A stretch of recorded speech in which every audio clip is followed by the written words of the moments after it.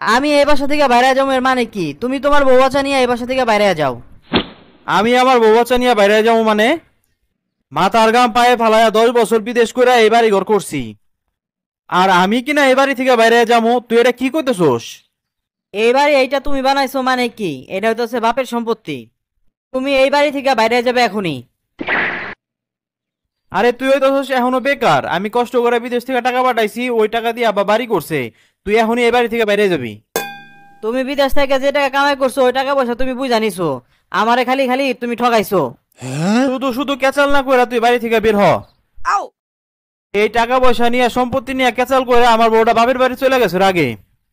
আমার বউ যাওয়ার আগে বইলা গেছে, আমি যদি তোরে এই বাড়ি থেকে বের করতে না পারি তাহলে ও আর এই বাড়িতে আসবো না। What? তোমার বউ কোন জায়গায় থাকবো এটা তোমার ব্যক্তিগত ব্যাপার। এটা আমার বাপের বাড়ি, এই বাড়ি থেকে আমি কখনোই বের হবো না। ওই তোরা তো কি নিয়ে চিল্লাচিল্লি করতেছোস? আয় এদিকে আয়। আব্বা, তুমি তোমার ছোট ছেলের কিছু বলো না। ও খালি আমার সাথে সম্পত্তি নিয়ে ঝগড়া বাজায়, ক্যাচাল করে। আব্বা, আমাকে দুই ভাইয়ের মধ্যে প্রতিদিনই সম্পত্তি নিয়ে কাঁচাল বাজে। আর তুমি খালি এই সব দেখে মুসকি মুসকি হাসো আর ছোট পোলাপনকে মতো 1-2 এর বই পড়ো। তোমার মাথাটা কি নষ্ট হয়ে গেল নাকি?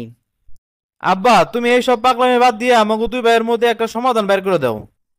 বাবা, তোরা দুজনে এখন আমার পাগল কইতেছোস? অথচ তোগো দুই ভাইয়ের মধ্যে আগে কত মিল ছিল। আর 1-2 বইয়ের কথা কইতেছোস? তোরা দুই ভাই কত মহব্বত কইরা এই বইগুলা পড়তি, আর আজকে সম্পত্তির জন্য তোরা দুই ভাই কারাগারি শুরু করে দিছোস। আব্বা, তুমি ইমোশনাল হিট করো না তো। এই বাড়ি নিয়ে সমস্যা, তুমি এই বাড়ির সমস্যা সমাধান করে দাও। আব্বা, তাড়াতাড়ি সমাধান করে ওরে বাড়ি থেকে বের করে দাও। তোরা সমস্যার সমাধান চাইতেছোস তো? আচ্ছা ঠিক আছে, ওইটা আমি কইরা দিমু। তার আগে আমার একটা শর্ত আছে। আমার সাথে তোকে দুজন রে একটা জায়গায় যাওয়া লাগবো। কি ব্যাপার আব্বা, আমাদেরকে এরকম জঙ্গলের ভিতর ভাঙ্গা বাড়িতে আনছো কিসের জন্য? এই বাড়ির ভিতরেই সব সমস্যার সমাধান হইব।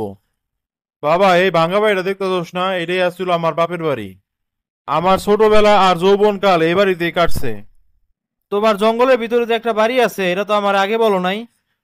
আব্বা, আমি কিন্তু আগেই বলে দিলাম আমি কিন্তু এইসব ভাঙা বাড়ি নিবো না। হইছে, তোরা থাম।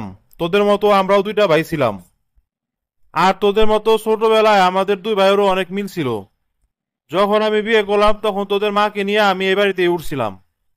যখন আমার সংসারটা একটু বড় হয়ে গেল তখন ঠিক তোদের দুই ভাইয়ের মতো আমাদের মধ্যেও ঝগড়াঝাটি হইতো।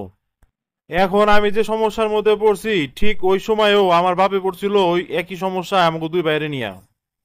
আমরা দুই ভাইয়ের মধ্যে এক ভাইও সম্পত্তির কোনো ভাগ ছাড়তে চাইছিলাম না। তখন আমার বাপে করছিল কি, আমি বিয়ে করছিলাম দেখা আমারে এই বাড়িটা দিয়ে দিছিল, আর আমার ভাইরে কিছু টাকা পয়সা দিছিল। ওই টাকা পয়সা দিয়া ঢাকা শহরে চলে গেছিল। আমার ছোট ভাই ঢাকায় যাওয়ার পরে আমি ঢাকায় গিয়া ওরে অনেক খুঁজছি, কিন্তু ওরে আমি কোথাও খুঁজে পাই নাই। আজকে আমার টাকা পয়সা গাড়ি বাড়ি সবকিছুই আছে, কিন্তু আমার ছোট ভাইটা পাশে নাই। এই একটু আগে এখানে আসার আগে তুই তোর বড় ভাইরে বলছিলি তোমার কষ্ট হলে দেও, গাড়িটা আমি চালাই। এই যে একটা রক্তের সম্পর্ক, এই সম্পর্ক কখনোই টাকা দিয়ে কিনা যায় না। আব্বা, তাইলে কি ছোট চাচা আর কখনোই ফিরে আসে নাই? না রে বাবা, তোর চাচা আর কখনোই ফিরে আসে নাই। তোদের দাদা আমার বাপ এই বাড়ির রাস্তায় বসে থাইকা কত যে অপেক্ষা করছে এই আশায় যদি তার ছেলেটা ফিরে আসে, কিন্তু তোদের চাচা আর কোনোদিনও ফিরে আসলো না। আমার বাবার একটা শেষ ইচ্ছা ছিল মরে যাওয়ার আগে তার ছোট পোলাটারে একটু দেখবো, আর আমি এক হতভাগ্য ছেলে আমার আব্বার শেষ আশাটাও পূরণ করতে পারি নাই। বাড়ির জায়গায় বাড়ি পড়ে রয়েছে, গাছের জায়গায় গাছ পড়ে রয়েছে, জায়গার জায়গায় জায়গা পড়ে রয়েছে, অথচ আমার ভাইটা আর নাই। এখন তোদের ইচ্ছা, তোরা সম্পত্তি নিয়ে মারামারি করবি নাকি ভাগাভাগি করবি, নাকি তোরা দুই ভাই মিলামিশা একসাথে থাকবি? না আব্বা, আমরা সম্পত্তি ভাগাভাগি করবো না। আমরা দুই ভাই মিলা বড় দেখে একটা বাড়ি করবো, সেই বাড়িতে আমরা দুই ভাই মিলামিশা থাকবো।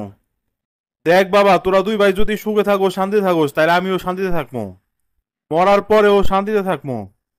কারণ সম্পর্কের চাইতে ধন সম্পদ কখনোই বড় হইতে পারে না।